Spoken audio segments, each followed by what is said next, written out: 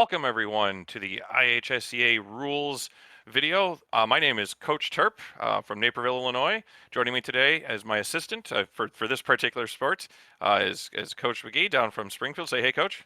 Hello guys, welcome. Thanks for taking time to watch this video. It's really important, helps answer a lot of questions, and I'm happy to help out with Overwatch this year. Yep. So we're all excited to bring you guys new seasons this year. So we're not going to waste any time. We're just going to head right into it. So this is the Overwatch rules document that you guys can see right now, and within this document contains all the information that you're going to need to successfully host a lobby. As far as team regulations go, all the stuff that you would need to know for the season you can find in this document.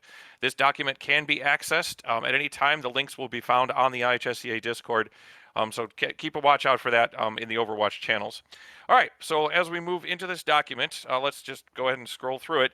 Our regular season for the varsity and for the JV are going to be running consecutively, and they will be starting October 6th is week 1, and they will go 7 consecutive weeks until November 17th.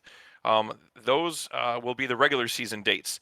Afterwards, after we get through the Thanksgiving break, we're going to take the top 8 seeds from varsity, and they will then continue on into a single elimination tournament bracket, and that will start on December 1st. After that day, we'll have our final 4, and then those final 4 will play in the LAN event for the state championship, and that will occur on December 11th, 2021. For our JV teams, again, they'll have their 7 consecutive weeks going from October 6th through November 17th.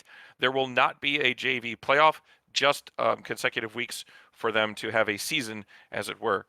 This emulates a lot of the other sports that we see a lot around and other activities around the state, where varsity will have that playoff system and JV is more for our developmental purposes.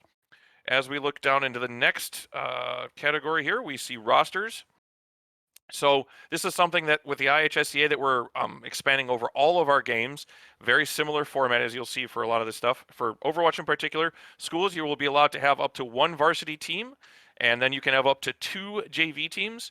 All the teams involved need to have at least 6 starting players, and then they can have up to additional 5 substitutes. So that is 11 possible players total on any run roster.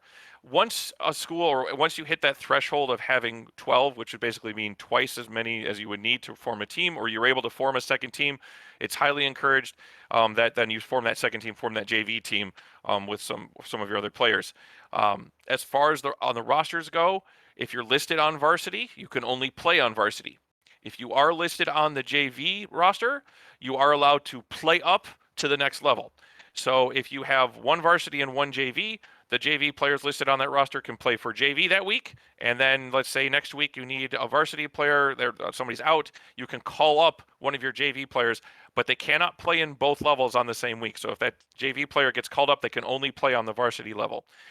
If you have enough players, and it's awesome if you do, and you have enough to run both JV teams and a varsity, so 3 teams total, we're going to call those JV1 and JV2, and it'll just be tiered like that, where JV2 can play up to JV1, and JV1 can play, JV2 can play to JV1 and varsity, and JV1 can only play up to varsity. You can never play down, so JV1 cannot play down to JV2. So think of it as like a tiered system for that.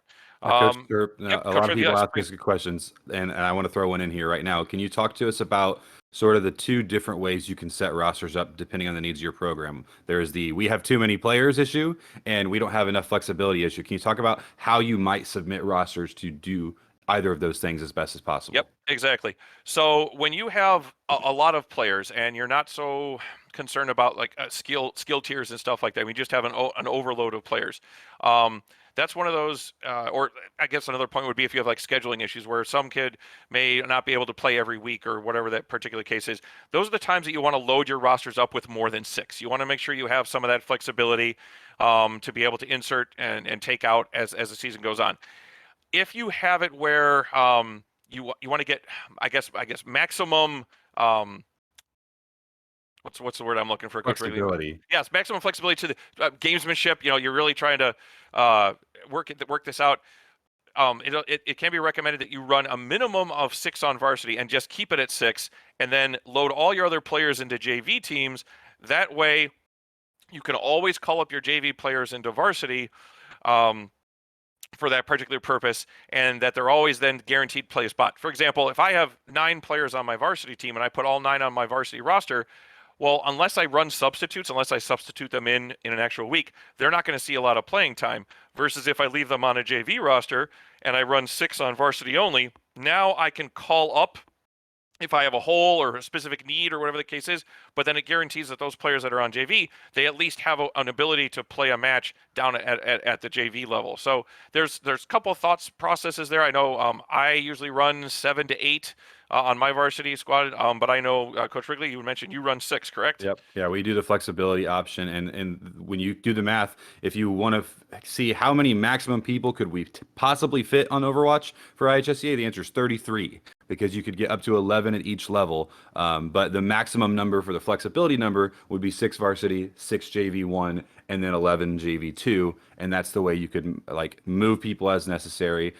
It just depends on the needs of your program, guys. If you like Coach Terp has 8 to 9 very solid top level varsity players, and in our system we had 6 that were always going to play, and we wanted to make sure that even if you were playing on the JV, we valued that play time, and there's just pros and cons to both sides. It's whatever's best for your program. Just know there are different ways to find those needs to suit your program within our system for roster submissions. You got it. Yep. All right. So as far as our platform goes right now, we're currently under discussion. More information will be coming out on that later as far as roster submissions. We just wanted to get this rule document out to help you guys when you are doing your tryouts and forming up your teams and understanding how this season is going to go. Moving further down the list, we're going to move into schedules now. Again, we're playing once per week for a total of 7 regular season matches, and then the subsequent playoffs for varsity. And the JV will again play once per week for 7 season matches, and then their season will be done. Both levels will use a Swiss-style format for that, and then the default time. This is very important that we want to talk about. We'll get into the rescheduling thing in a second, but the default match time will be Wednesdays at 5 p.m. Moving into that reschedule, I'm not going to go read the whole thing because it's a whole lot, but here's the basic idea: is that your team and your opponent, you always want to make sure you're communicating with each other through our school, through the IHSEA Discord is the preferred method. Emails are also okay. Something in writing is really what you're looking to have. You want to find out from them when do they want to start their matches. A lot of schools get out at 3, 3:15, 3:30. Some may not get out till 4. If a school doesn't have a lab and they're playing from home and their kids have got to get home on buses and rides and stuff, it may even be a little bit later. To allow for that flexibility, that's why we have the default time starting at 5 p.m. If 2 schools want to change that time for whatever reason, whether they can play earlier or they need to bump it back, as long as it's agreed upon and it's in writing, that is fine. Schools can play anytime they want as long as it is on Wednesday. There's not going to be an option to move it on to a different day, except for extreme circumstances. I think one time we had storms, we had like power outages where the school couldn't play at the lab. That is definitely going to be reasonable. But just because I've got 3 of my 6 players have band practice or something like that. We're trying to get this information out ahead of time, and people understand when they try out for these teams that it's just like any other team, and they need to make themselves available. So it will not be moved off of Wednesdays except for very extreme extenuating circumstances. They have to be approved by IHSEA staff, either Coach Meager or myself. Again, staying on that Wednesdays. If teams cannot agree, so let's say one says, I can't play until 6, and the other one's like, well, we can't go that late because we have testing or something else going on that night, and nobody can agree, it goes back to the default time of 5 o'clock. If you're available to play at 5 o'clock, you're good. If you're not available to play at the default time and you can't reschedule that time, that forfeit, unfortunately, is going to be on you. So we do have one of those kind of situations. If neither team can play at 5 o'clock and an arrangement can't be made, that's just going to be double forfeit. One team has to be in the lobby, share a screenshot, do something with me to show me that, yep, that you're present, that your opponent is not there, that you couldn't get a hold of them, that they said they couldn't play. Anything in writing or just visual representation, and then we can notate that in the standings as we go forward. And one thing I would like to add in here, guys, from Coach Turp and I, if a team reaches out to you and they can't play at 5 and you could play at the other time, though it's not your first choice, please be willing to do so. We want to get these matches in. We want to be able to play against each other. Don't want forfeits on the line score. And even if it's just not super convenient, they may not be able to play at all. If you can, please do that. We appreciate it. We see that. We know the schools that are doing that, and we really appreciate that. And we'll try to make sure we recognize you and thank you for that. But just know that don't use that rule as a way to get wins. It's just not a good look, and we want to make sure that the sportsmanship is what we care about more than anything else here. So I did just want to throw that extra little note in there, because forfeits are lame, and we don't want those. Absolutely. We want to get as many games. That's why we're here, right? The kids come to play. That's why we're hosting these things. We want to make sure they can get in as many matches as they can. One piece that may come up later, but I'm just going to mention it now very quickly, is that we are looking to have highlight matches like we did in the past. Those are usually done around 7:30, depending on when teams are available. But the idea there is we want it to be where the rest of the IHSEA teams, they conclude their match so we can up some viewership, get some more cheering going on, and that kind of stuff. So we usually like to do those a little bit later in the evening. Again, still will be on Wednesdays, and those will be, we'll come out with, once we have the schedule and the Swiss system gets set up, we'll have an idea about matchups as it comes week to week, and we will communicate with the schools to see if they would be interested in having their match streamed as the highlight match that evening. All right, let's move on into the standings. So right now, our format for deciding our standings throughout the regular season, then being seeded into the postseason, our standings each week will be first decided by overall match record. So again, whether you win that week or you lose that week in total.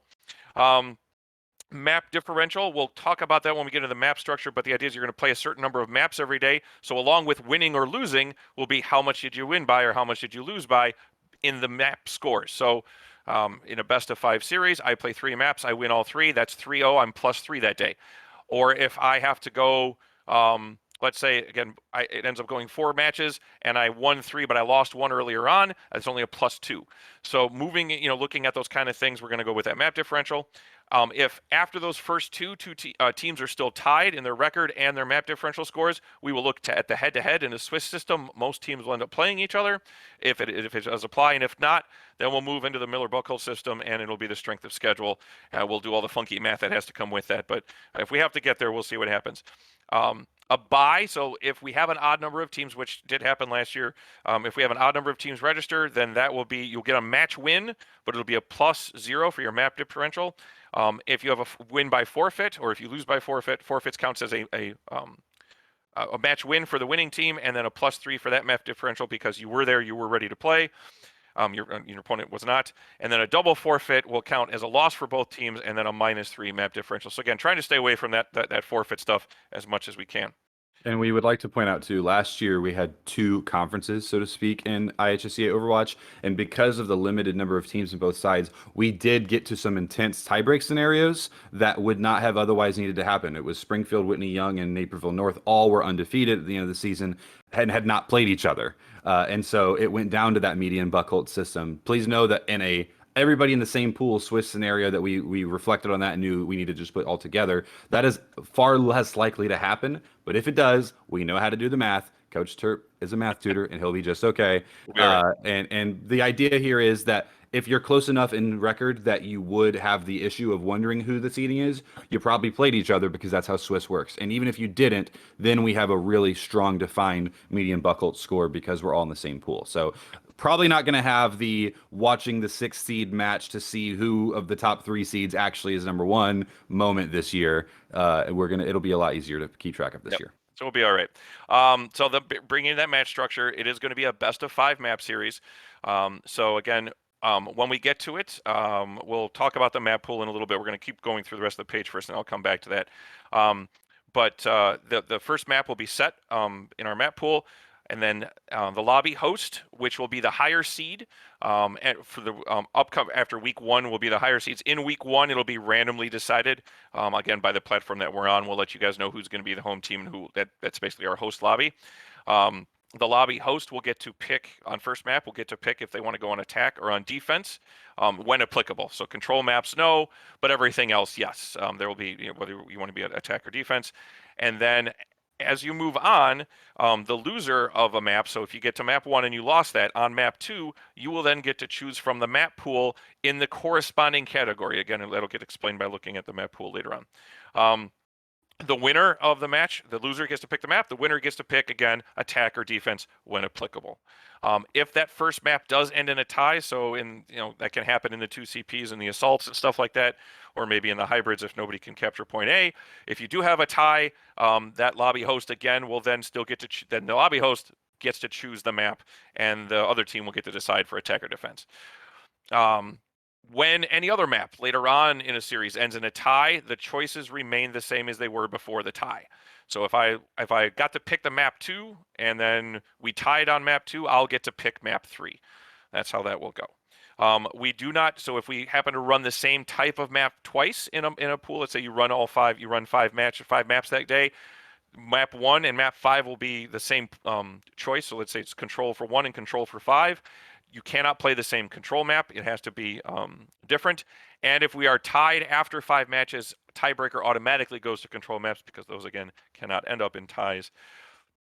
And there is that. So any questions or any comments for map structure there, Mr. McGee? No, yeah, the maximum number of maps you might end up playing for whatever reason would be 6, just to clarify that. But that's not possible if the first map of the day is a control map, if I'm not mistaken. Yep. So if it's a different type of map, you may go deep into a match. If that happens, I hope it's the streams match that Oh, week. please. Um, Love those. but yeah, it's pretty straightforward, guys. Same as last year, nothing really crazy to write home about. And then Coach Chirp and I will go through. Do you want to go through the map pool right now? Yeah, Since we're so right there. we're gonna take us a couple seconds here, and we're gonna switch over to displaying the map pool to give you guys some more information on that. All right, we are here looking at our map schedule now for the Overwatch tournament. The dates at the top will display what week we are in, so October 6th, 13th, and so on. The next column or next row underneath that will give you the map type that we are playing in that round, map 1 and 2 and so forth. And then starting in map 1, you guys can see the names of the map. That is going to be the map that everyone needs to start with. So we open this season on Hanamura. Okay, I'm very excited about that. Then we'll move on to Gibraltar, Lijiang, and so forth. As you roll down, every week basically gets kicked back one. So in the assault is going to go back to from map 1. It's going to rotate back to the bottom and go back to map 4 in week 2. So there's just a rotation every week. So we're rotating those maps again for map 2, 3, and 4. Again, the team that lost will pick that corresponding map, and the team that won will pick the offense or defense. I'm sorry, all the way up through map 5. If we get to map 5 and the overall score is still tied. So for example, you won 2 maps, your opponent won 2 maps, and you tied on a map, and you've gone those 5 maps, you have to go into a 6th one for control. Again, what Coach McGee was talking about, if we have 2 controls, it could still happen. You could still have it because if I end up winning both my controls, but then I tie somewhere else, that is still possible to have to play a 6th map. So the idea is keep playing until a team can no longer catch up. So if I win the first 2 and tie the 3rd, we still have to play a 4th because it's possible my opponent could win those last 2 and we would still end up as a 2-2 tie with 1 tie as a map as well. Once you win your 3rd match, or you've won 2 and then tied 2, that would be another scenario where then you would be done. Just ask yourself, can my opponent come back within the 5 maps to catch up? If the answer is no, then you're done. When in doubt, ask the TO. Go ahead and send me a message. We got a couple of questions last year, but mostly it was, hey, we won 2 and then we tied, or we done? And my answer was, nope, you got to play a 4th one. You got to win that or tie it again to make sure that the winners were good. Otherwise, you got to keep playing because the other team can still catch you. As far as at the bottom goes, that is our map pool. You're going to see most maps are included. There's a few that are not, just because they're not in rotation or not being used right now. So there is that. We know that Assault has got the lowest amount, but I don't think that's really phased anybody for that kind of particular case. But otherwise, there's our maps that you can choose from when it comes up to rotations on that pool. Coach McGee, anything you got there? Yeah, I think there's going to be so many people upset about Paris not being in the rotation. That's all I'm saying. Yeah, really upset. Yes. One additional thing yep, at the very bottom of this, there is the tab for the varsity postseason maps. It just picks up from the regular season, so we went 7 weeks. We keep following it for the last 3 weeks into the finals. Now, again, this is for varsity only. We'll have this participatory piece, but it does lay out everything that we need for our online semifinals, or I'm sorry, our online quarterfinals, and then the LAN finals for the semis and the grand finals. So that's all of it for the map schedule. So we're gonna head back to the document, rules document in just 1 second. All right, we're back in our rules document. We're going to pick up where we left off. We are now at match details and settings. Again, there's a lot here, and I'm not going to read everything word for word, but here's the main idea. Again, if you're seated higher, you are the home team, you are the lobby host. That is the idea there, and you will be controlling of the lobby, and that's the major important piece for that. that lobby has to have specific settings. Invite only, the competitive preset, kill cams are off. Skins, one thing that came up a lot in stuff last year was, these kids, they play hard, they get a lot of loot boxes, or they spend some money and they want to be able to show off their flashy skins. That is always up to the lobby host. Some of the more, I won't lie, my team, at least in the past, has not wanted the skins on, just because you visually get so used to seeing something, and all of a sudden somebody's got some crazy purple or whatever going on. It kind of throws you off. So it's always by the option of the lobby host. Again, if you're hosting lobby and someone asks you, and you decide that you'd rather not, just be polite about it. You don't need to be rude if you decide to not go that way. But I know a lot of people enjoy their skins. Coach Wrigley, what's your favorite? What do you run? Oh gosh, my favorite skin in the game is Mercy's pink skin because I know it went There you to go. breast cancer awareness, and it's the only game with pink pew pew bullets. Yes, it is. It's I nice. I like to flex my all my BlizzCon skins that nobody else has, and I'm Yeah, told I it's should sell my account because nobody, it's so hard to find them from long ago. So, moving on. As far as spectators are concerned, you can have your substitutes. You can have spectators. So if you're streaming a match, we'll get into the streaming part later. But you are allowed to have six spectators on your side. That's again because the max you can have is 12. So we split that evenly, 6 and 6. And they can be substitutes, coaches, streamers, and stuff like that. The one thing they have to do is they have to spectate their own team. So whoever the lobby host is, make sure we're assigning those colors, red or blue, and that nobody is yellow except for IHSEA personnel, or if we are doing the highlight match, we're going to have to give up some of those observer roles to our streamers. But again, they will only be the ones ever in the gold or the yellow streaming mode, where you can see everything and all of the stats and ultimate percentages and stuff like that. But otherwise, everybody should be red or blue. If somebody disconnects, so if you have a player that disconnects, we'll talk about that in a little bit. But if a spectator disconnects, you're not stopping the game. We're not pausing it. We want to make sure that we keep continuity there. But they need to wait until the map is finished. There are times that I've seen it where somebody comes back in, and it depends on how we have it set up. But if it defaults to the yellow, and they pop back in when they're allowed, and all of a sudden now they're put in that God mode kind of idea where they can see everything. We want to avoid that if at all possible. So we tell our spectators or our subs already, just wait till the match is over, then you can come back in. Um, if someone does come in during a map, so let's say they didn't wait and they joined in the middle of it, pause it, check to make sure they're the right color. If they are, great. Let everybody know the pause is okay. We can take it off. But otherwise, make sure we get that set up correctly before too much information is given.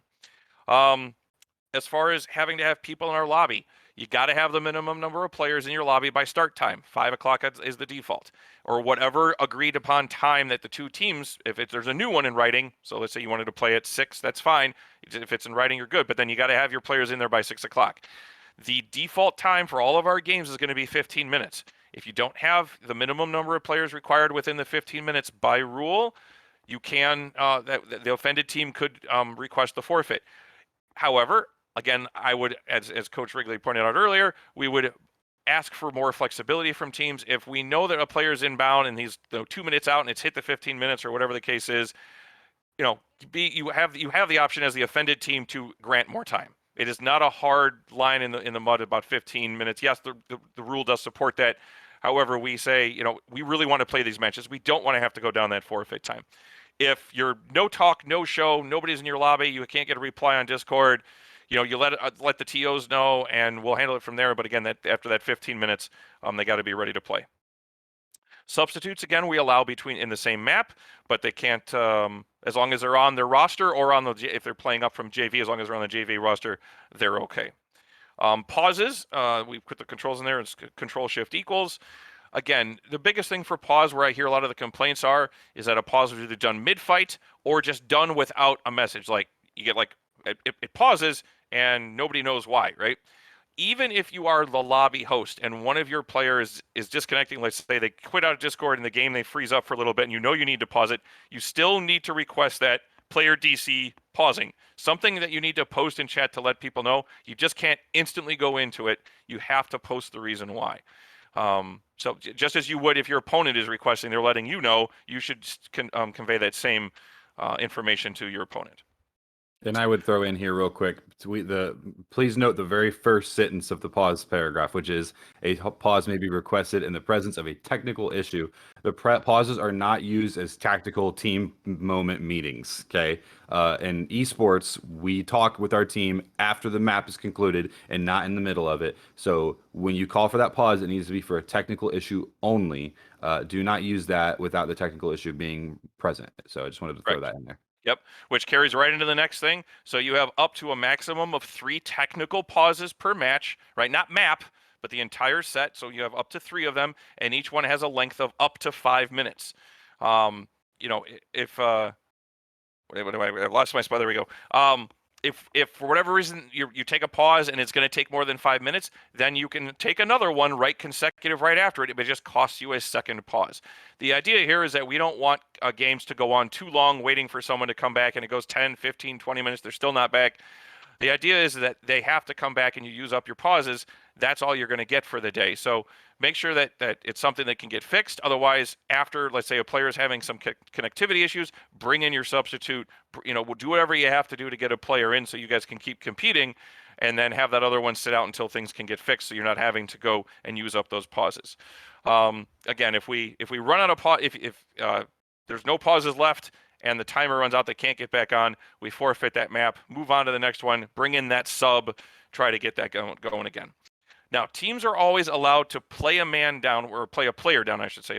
I don't even know. I need to change that. That is a wrong pronoun. It should be a player down when someone disconnects and they can't reconnect. You can always play with 5. You cannot start a map with 5, but you can always finish a map with 5. That is okay, and it's actually happened a couple of times on both of our levels. If for whatever reason we need to have a map restart, so lobby wasn't set up correctly, a pause was done, you know, when they shouldn't have, whatever the case is, when there's an issue, please bring it to the TOs in that moment. Request the pause again, and you don't want to say technical issue, but I need time to confer with the TO, the tournament operators. Do it politely, don't be rude about it, and come and tell us what is going on. If we then, as tournament operators, feel that we need to restart a map, that is our discretion as administrators. And we'll let both teams know the reason why and all that kind of stuff. So at this moment, we're going to switch over to actually show you in game where all of these settings are for the lobbies, because I want to make sure everybody understands where this stuff is and how to set up a preset so you don't have to keep checking this every week to week. So we're going to head into the in-game lobby right now. Welcome everybody. This portion of the video will assist you in setting up your lobby. As you can see, we're in our main start screen. So if you are going to be the lobby host, first thing you want to do is go over and hit the play button, go to game browser, and then create. This will be the default screen that you're into. After this, we want to go into settings. For the first time setup, which is what I'll run you through, we'll go ahead and take care of that. Right now, we're going to head into the presets, and once we have a preset saved, I know my autosave is here, but this is where we'll make a new one so you guys can use that every week. But for the meantime, the first thing we want to do is we want to change this to the competitive setting. So we're going to hit competitive and hit OK. After that, we'll back out of the preset mode and we're going to go into the lobby. All right. So the lobby, as it's in here, everything should be set to go, except we do want to increase our max amount of spectators to 12, so it allows everybody in there for that. After that, I don't believe there's anything else here. We want to make sure that our PC players only stays to no. We do want to allow for cross-platform play, so make sure that stays on there. Game pause on disconnect should also be no. That'll have to be on a request, so it doesn't happen in a mid-fight. Other than that, everything else should be done here, which is fine.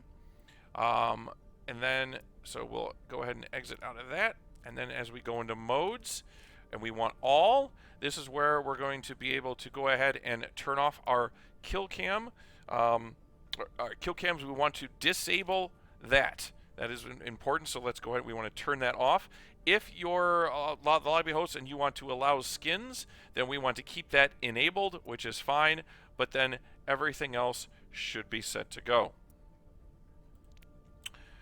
As we move back out of this, the only other thing that we would then need to do is select our map. If we go into here, all of them are turned on right now. We want to turn them all to none.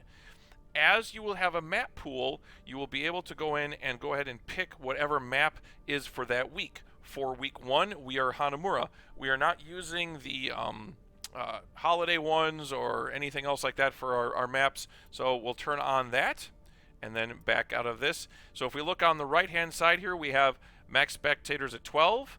We have competitive rules that are on. The kill cam is off, and where our roles stay, that's the default for that. And we only have Hanamura ready to go.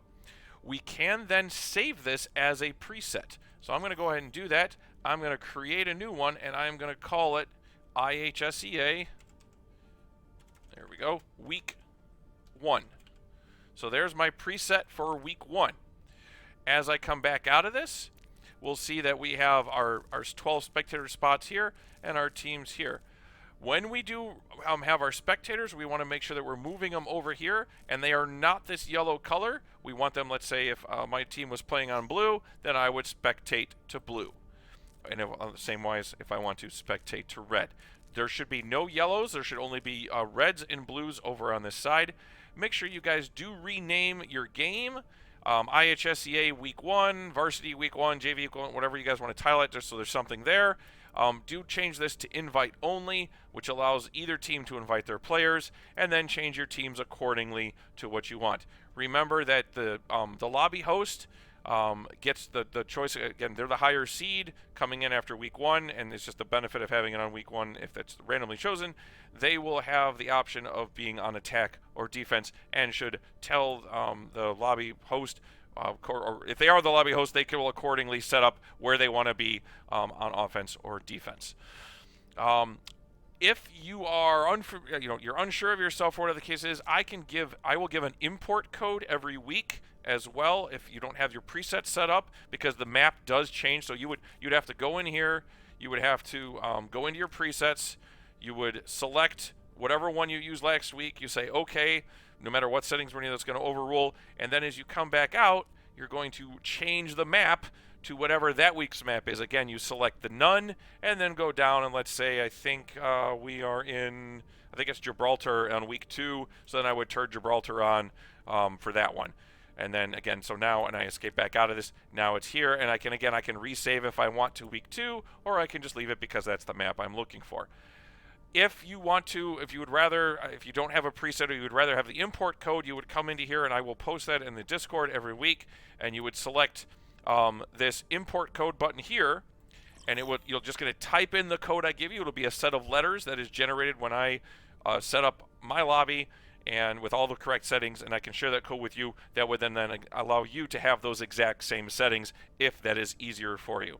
Hopefully you found this video helpful. If you have any questions for your lobby setup, please make sure to reach out to me on Discord, and let's get back to that rule document. Okay, now that we've looked at our lobby settings, one thing we want to remind you guys is that when you've got that pause going on, when there is some sort of issue, it always helps us to be able to visually see what's going on. So because of that, it always would help if you could record your games. I understand there's the in-game process there where you could have, but you have to wait till the match is over for the in-game recording to be done. Having OBS running in the background, recording your match will help you a lot, and then you can play that back while you're in map, paused, and then be able to show us what issues, if any, came along. Score reporting for right now, we don't have the process set up. Again, we're still working on the platform. We're going to get that out to you guys. Don't worry about that for right now. Again, with the disputes matches, we just talked about that, right? Pause it immediately. Let the TOs know. We got to get in on that right as it happened. Do not wait till the map is over. Do not wait till the match is over. But sometimes it's too late for us to do anything in those moments. When we have those kind of situations where we might have a potential code of conduct violation, the IHSA has a base set of code of conduct that we have that applies to all of our games, and that's pretty straightforward, right? Just sportsmanship, no vulgarity, keeping your chat clean, all those kind of things that we've got going on. For specifically in Overwatch, I wanted to go over that real quick. Sprays in general, absolutely, they're allowed. That's fine. They're part of that. But and squatting, so we use, you have the key that lets you duck basically, and it puts you into stealth, so you can't be heard running. Yes, that is obviously allowed when you're moving and stuff, right? But any sprays or squatting over your opponent's body after you have defeated them or in their general area, again, not allowed on top of them. If you got somebody from 20 yards away and then you just want to do a little dance in your own little place or spray the ground where you are, that's okay, because you're highlighting, hey, I did a great job. What you don't want to do is like taunting in any other sport where you're doing it over another character. That is what is not allowed. Also, we talked about the in-game chat feature. Keep that clean for the purposes of communicating between the two teams. Also, if you stream or you're being streamed or whatever the case is, also understand that that's always being posted and viewable. So keep that in mind. Keep your chat nice and clean. We have the listing there of the violations. Again, this is going to be maintained through all of our sports as far as that goes, warnings and forfeiting maps and so on. However, this is not written in stone. If the circumstance tells us that we elevate this up, we can certainly do so as tournament operators, depending on the severity of the violation. All right, streaming. Again, any player is welcome to stream from their own point of view at any time. We have lots of our players that have personal Twitch channels, which is great. I love seeing that kind of stuff. I know I've got half my team streams their own stuff, which is fine. And then sometimes we've got school personnel that lets to come in and do that, right? But again, they can only do that from the red or the blue streaming, not the yellow. IHSEA personnel can use that yellow, which is fine. One of the things that we talked about in the setting up for streams is we always want to make sure we have it on a delay. So if you're in your OBS and you're streaming, you got to have it, or on Twitch, it's a 3-minute delay is what we're looking for, 180 seconds. That way we don't have to worry about stream sniping or anything like that. Spectators, if you are in your lobby so in-game chat, as well as if you're in their Discord with the team listening in, or if that's how you're feeding your audio so that when you're streaming, the team's audio is getting picked up, you need to not be communicating with the team at any aspect.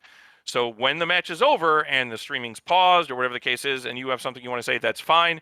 But spectators, substitutes, coaches, anybody that's in those channels, they really do need to wait until the match is over. Yes, it's an unfair advantage, but more so, I would tell you right now that the players are used to hearing specific voices. They train themselves to hear the shot callers and stuff like that, especially with an Overwatch. Adding another voice is just going to throw them off. So please make sure you're staying off comms and not communicating until a map is completed. So we talked about that. We're just, again, trying to emulate that LAN situation. There's that tournament administrators. We talk about the streaming match, the highlight one for 7 o'clock, and we'll hit that every week. At this point, that was a lot of information. Coach McGee, you got anything you want to add? Any highlights for Overwatch? I know we're all excited to get back to it. Yeah, I'm pumped. The one thing I was just thinking about that chat and being kind to each other and people watching, /H, just do it. If you, at least for us, we only allow the captain to even talk. I don't let my players talk to the other team during a match at all. It just fixes a lot of problems. So just know that you have to make sure that you realize you can be recorded at all times, particularly in esports. Shape up, but I'm excited. I'm so ready to be back. I'm so ready for LAN finals. I will put as many masks on as I need to show up and be in person for those. So I'm excited for the season. Bubble boy suit, no doubt. Yes, yeah, I will be an astronaut at the LAN finals, and I will be there and happy. So we have now reached the end, but before we go, we wanted to make sure we give you our contact information. So it's here at the bottom of the rules document. Again, my name is Chris Terpstra, aka Terp. I am the Overwatch tournament organizer, official. You can see my Discord there. That is my preferred method, especially during matches or during Wednesdays. That is the best way to reach me because that's where I'm going to be at. And also my email outside of that, you go ahead and contact me there. And then, Coach Wrigley, you've got your stuff there. So same thing for you, right? Discord's the preferred route on tournament days? Yeah, absolutely. I'm calling myself the assistant here because I'll be doing Rocket League at the same time as Overwatch. But both of us help with each other, and we know there's a lot going on. So contact Coach Terp if primarily for Overwatch questions. But if he's busy or if things are going on, or he might just say, hey, Wrigley, can you get a hold of this issue for me? I might be the one that gets a hold of you. So we're both here to do everything, but he's wearing the hat for Overwatch. So we'll do that. You got it. Well, thank you all. We appreciate you guys watching this video. We hope you guys were able to get what you needed out of this, and you can refer to it any time for any of that information. But as always, if you got any questions, let us know. Good luck to all the teams, and let's have a great season. Awesome. Good luck, guys.